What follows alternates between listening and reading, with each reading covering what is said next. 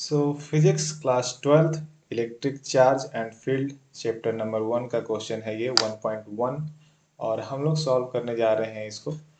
And इसमें इस video में पार्टिकुलरली हम लोग क्वेश्चन को इस तरीके से सॉल्व करेंगे कि कैसे हम लोग डायरेक्ट एग्जाम में उसको लिख कर आ सकें।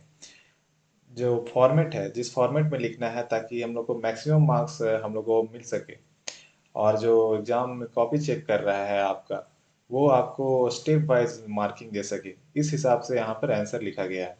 तो हम लोग को सबसे पहले क्या करना है कि गिवन डेट लिखना है, जो कि बहुत इंपॉर्टेंट है। फिर डायग्राम बनाना है, फिर आपका जो फार्मूला डेट इज इम्पॉर्टेंट है उसको इन ब्रैकेट लिखना है।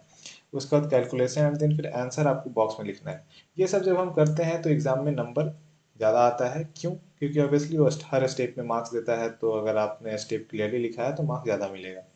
ठीक है, तो सबसे पहले हम लोग स्टार्ट करते हैं क्वेश्चन पढ़कर। What is the force between two small charge sphere having charge of 2 into 10 to the power minus 7 coulomb and 3 into 10 to the power minus 7 coulomb placed 30 cm apart in air?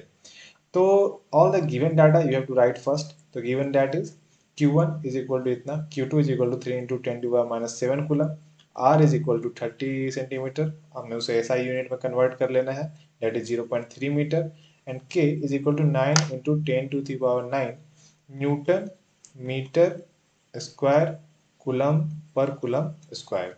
Right, ये इसका unit होता है।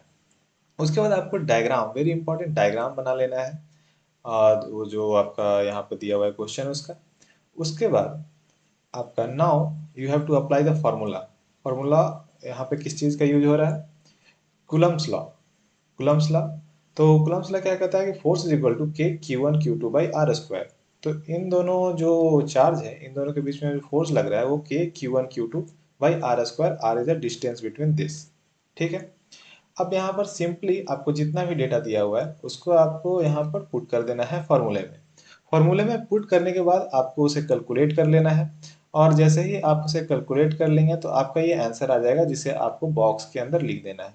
तो ये आपका calculation है, और यहाँ पर आपको बॉक्स में इस तरीके से इसे कर देना है, और ये आपका प्रॉपर फॉर्मेट में सॉल्यूशन हो गया। इसी तरीके से आपको अपने एग्जाम में लिख कर आना है अगर ये क्वेश्चन आए तो।